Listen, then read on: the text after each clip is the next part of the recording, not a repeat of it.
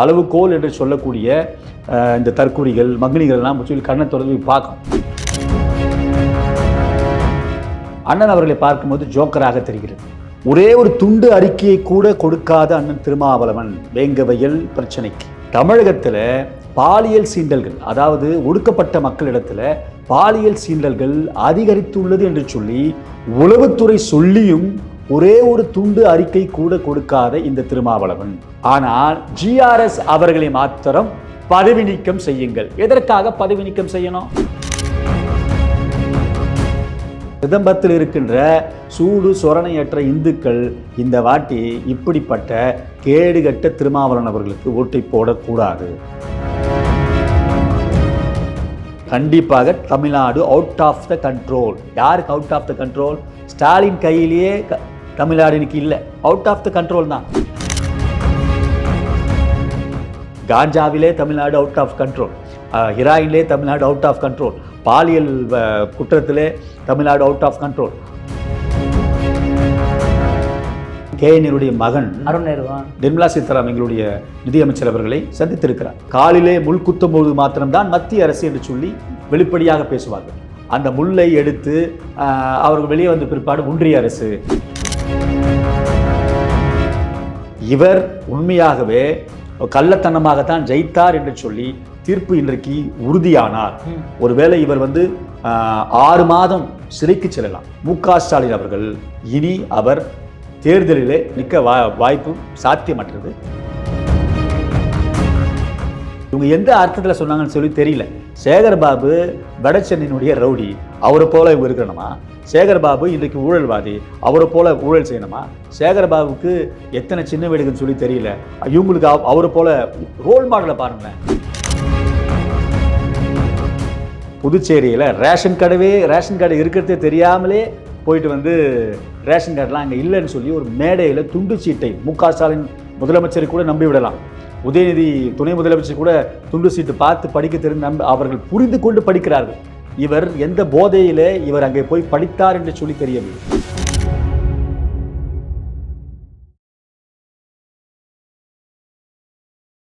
இளையபாத நேயர்களுக்கு வணக்கம். இன்னைக்கு நம்ம நேர்களில் நம்ம சிறப்பு விருந்தினர் பாஜகவின் சமூக ஊடக பொறுப்பாளரான நம்ம சாமுவேல் அண்ணன் நம்ம இணைஞ்சிருக்காரு. சார் வணக்கம். வணக்கம் சார். இப்போ திருமாவளவன் அடுத்த கட்ட நடவடிக்கை ஜிஆர் சுவாமிநாதன் அவர்கள் கேஸ் மேலே போயிருக்கு, சரிங்களா, பார்லிமெண்ட் வரைக்கும் போயிருக்கு. அதனால் அவரே முன் பதவி விலகணும் அப்படின்ற மாதிரி ஒரு வாதத்தை வச்சிருக்காரு. இது எப்படி பார்க்குறீங்க?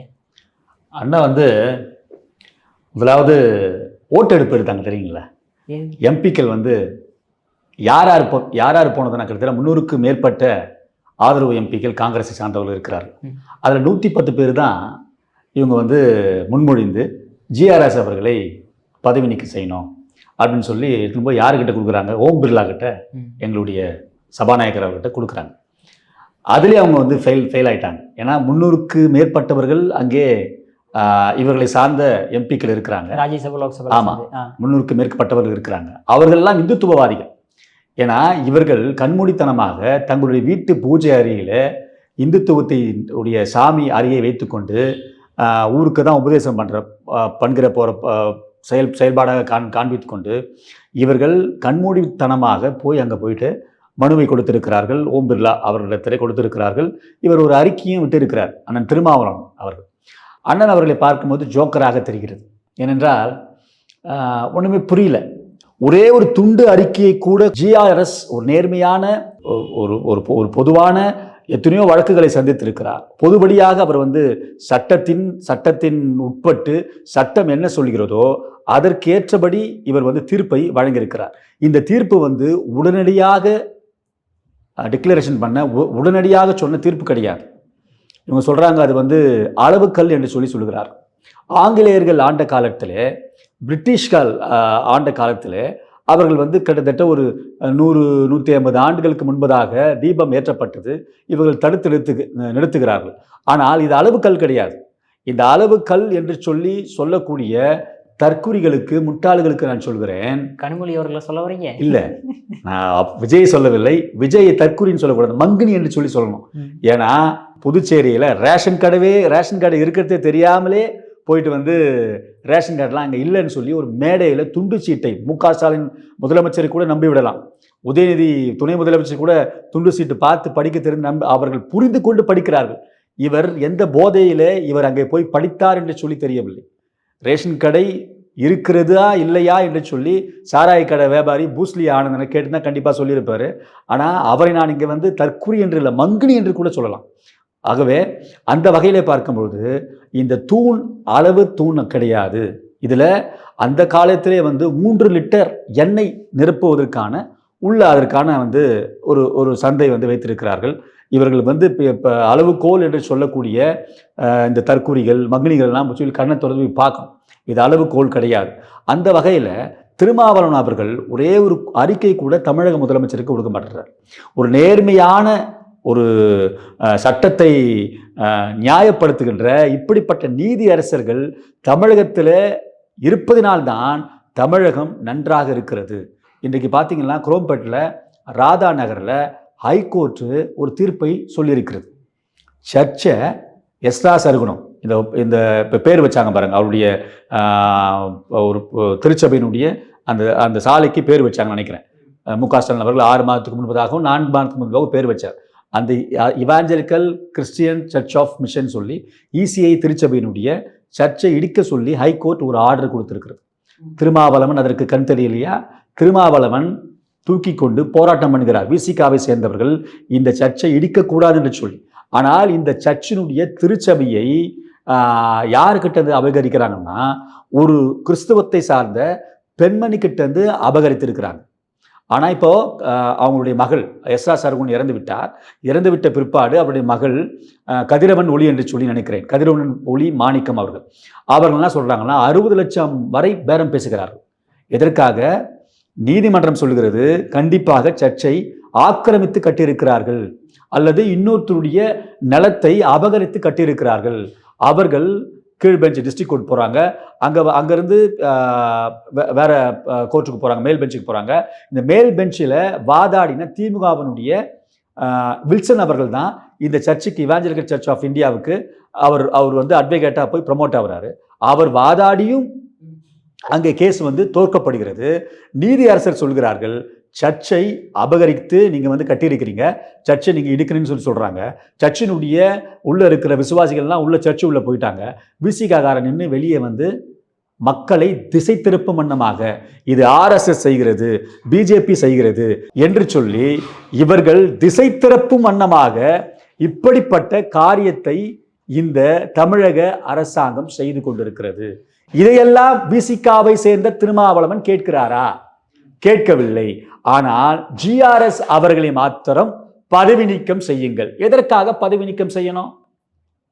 கொஞ்சம் சுய பரிசோதனை அண்ணன் அவர்கள் அங்கே நாடாளுமன்றத்தில் பேசுவதற்கு முன்பதாக நீங்க வந்து செய்யணும். உங்களுக்கு ஓட்டுக்காக மாத்திரம் நீங்க கோயில் உள்ள போயிட்டு அங்க பிரதர்சனம் செய்றீங்க, மாலை போட வைக்கிறீங்க, பரிவட்டம் கட்ட செய்றீங்க. ஆனா இது வந்து தேர்தல் அரசியலுக்காக நீங்க செய்றீங்க. ஆனா ஜிஆர்எஸ் அவர்கள் உண்மையான இந்துக்களுக்காக போராடி எத்தனையோ வருடம் ராமர் கோயிலிடம் இஷ்யூவை பார்த்தோம், எத்தனையோ வருடம் நீதியில இப்போ கிடப்பிலே போடப்பட்ட வழக்கை இன்றைக்கு பாஜகனுடைய அரசாங்கம் வந்த பிற்பாடு இந்துத்துவவாதிகளுக்கு ஒரு சந்தோஷமான செய்தியை அங்கே கொடுத்தது. ராமர் கோயில் பிரம்மாண்டமான எழுப்பப்பட்டது. அதே போலதான் திருப்பரங்குன்றம். இவர்கள் அங்கே யார் வந்து அந்த பெட்டிஷன்தாரரோ அவர்களோடு கூட சேர்ந்து ஒரு 10 பேரோ ஒரு 5 பேரோ 20 பேர் தான் போகிறாங்க. 20 பேர் 10 பேர் கூட அமைச்சிருந்தா போய் தீபம் ஏற்றிருப்பாங்க, கீழே இறங்கி வந்திருப்பாங்க. ஆனால் இதை ஊதி பெருசாக்கினது யார்? இந்து சமய நல நம்ம சேகர்பாபுடைய துறை தான் இந்த இந்துத்துவத்துக்கு காவலர்களாக இருக்க வேண்டும். ஆனால் இவர்கள் தான் இந்து பாதுகாவலர்கள் என்று சொல்லி தெரிந்து கொண்டு இவர்களே எங்க போறாங்க?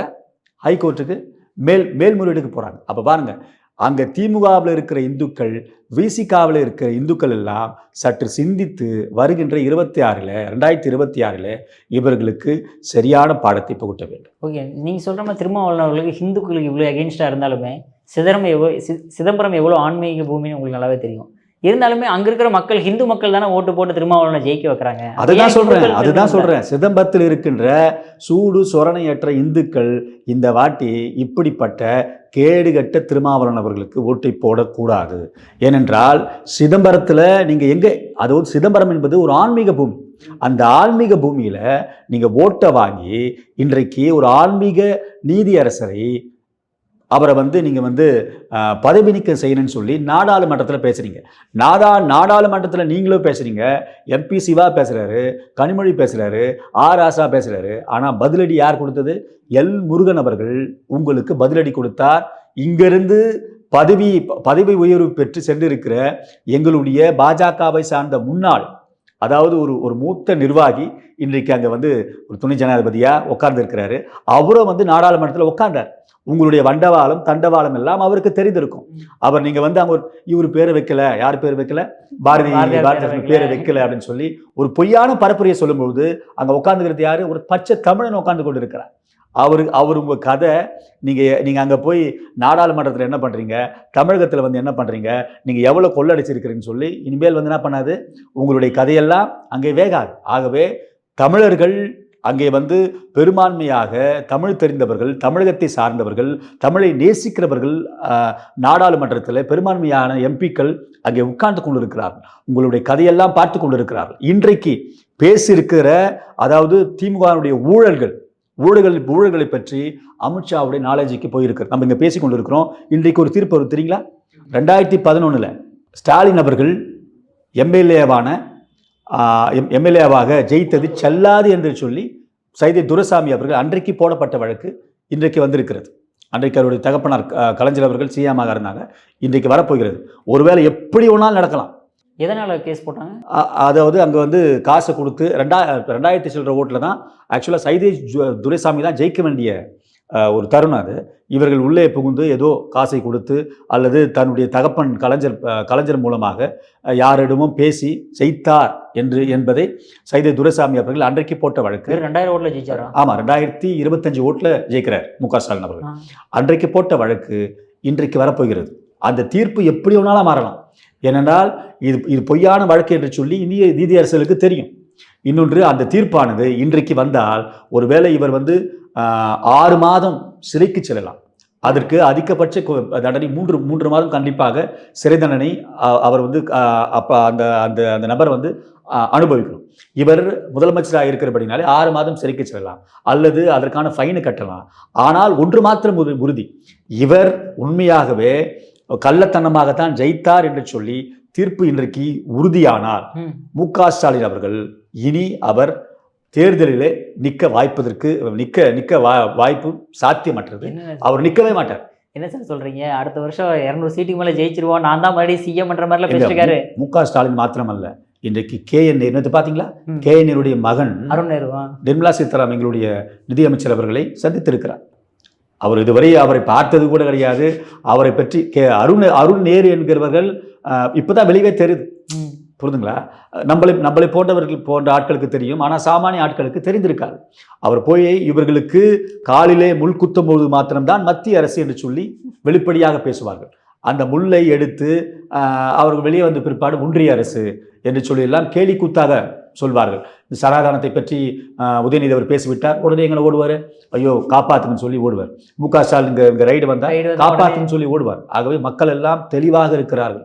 2026 இவர்கள் எப்படிப்பட்ட ஒரு மாய்மாலமான ஆட்சியை இந்த தமிழகத்திலே செய்து கொண்டிருக்கிறார்கள் என்பதிலே தெளிவாக இருக்கிறார்கள்.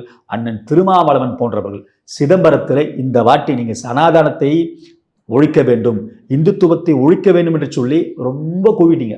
ஆனால் இந்த வாட்டி கண்டிப்பாக நீங்கள் டெபாசிட் கூட அண்ணன் திருமாவளவன் கண்டிப்பாக வாங்க மாட்டார். ஓகே, அதாவது அடுத்து பார்த்தோம்னா ஸ்டாலின் அவர்கள் இவ்வளோ பிரச்சனை வச்சுக்கிட்டு இருந்தாலுமே எத்தனை ஷா வந்தாலும் தமிழ்நாடு ஒன்றும் பண்ண முடியாது. Tamil Nadu out of the control அப்படின்னு. கண்டிப்பாக Tamil Nadu out of the control. யாருக்கு out of the control? Stalin கையிலேயே தமிழ்நாடு இன்னைக்கு இல்லை, அவுட் ஆஃப் த கண்ட்ரோல் தான். ஒரு முதலமைச்சர் ஒழுங்காக பேசணும். ஏன் கண்ட்ரோலில் இருக்குது தமிழ்நாடுன்னு சொல்லி சொல்ல வக்கற்ற முதலமைச்சர். இப்போ நீங்கள் என்ன சொல்லுவீங்க? ஏன்பா தமிழ்நாடு ஏன் கண்ட்ரோலில் இருக்குதுங்க, அவுட் ஆஃப் த கண்ட்ரோலில் சொல்லுவீங்க. ஆகவே அவர் தன்னுடைய சுய சிந்தையோடு பேசுகிறார சொல்லி தெரியலை. உண்மையாகவே அவுட் ஆஃப் த கண்ட்ரோல் தான்.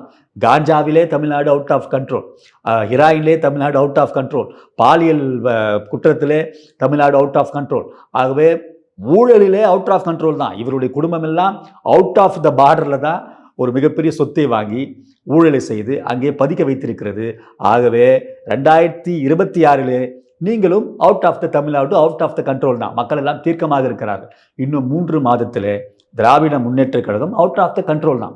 ஆகவே அதைத்தான் இன்றைக்கு முதலமைச்சர் மு க ஸ்டாலின் அவர்கள் தெளிவான வார்த்தையை நடக்கப் போகிறத அவர் இன்றைக்கு சொல்லியிருக்கிறார். எந்த அமித்ஷா வந்தாலும், எந்த ஷா வந்தாலும் ஒன்றும் செய்ய முடியாதில்லை. இன்றைக்கு இந்திய தேசத்தை மாத்திரமல்ல, அண்டை நாடுகள் எல்லாம் எங்களுடைய பாரத பிரதமர் வழி உற்று நோக்கி பார்த்து கொண்டு இருக்கிறது. ஐயா நரேந்திர மோடி அவர்கள் என்ன சொல்கிறாரோ அதைத்தான் மற்ற நாடுகள் கேட்கின்றன.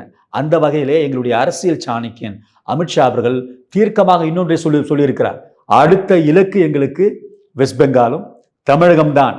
ஒட்டுமொத்தமாக துடைத்து எறிந்து இதையும் காவி மயமாக்குவோம் என்று சொல்லி ஒரு வார்த்தையை நாடாளுமன்றத்திலே பதிவு செய்திருக்கிறார். அது கண்டிப்பாக 2026 கண்டிப்பாக நடக்கும். அதில் எந்த விதமான மாற்று கருத்தும் கிடையாது. இப்போ பாருங்க, அனைத்து இந்திய அண்ணா திராவிட முன்னேற்ற கழகம் நேற்று கூட அந்த பொதுக்குழு நடத்தினாங்க. ஒரு அருமையான ஸ்பீச்சை இபிஎஸ் அவர்கள் கொடுத்தாரு. ஓபிஎஸ் அவர்கள் அங்கே ஓடினார், இங்கே ஓடினார், திமுகவில் போய் கை கழுவினார். இப்போ ஒற்றை கருத்தோடு கூட தான் இருக்கிறாங்க. கண்டிப்பாக இந்த டிசம்பர் ஜனவரி மாதத்துக்குள்ளாக அதாவது பிரிந்த கட்சிகள் எல்லாம் ஒன்றிணைவதற்கு நிறைய வாய்ப்புகள் இருக்கிறது. இன்னொன்று, திமுகவினுடைய ஆட்டம் அடியோடு கூட முடிய போகிறது. இன்றைக்கு இந்த திருப்பி வரப்போகிறது.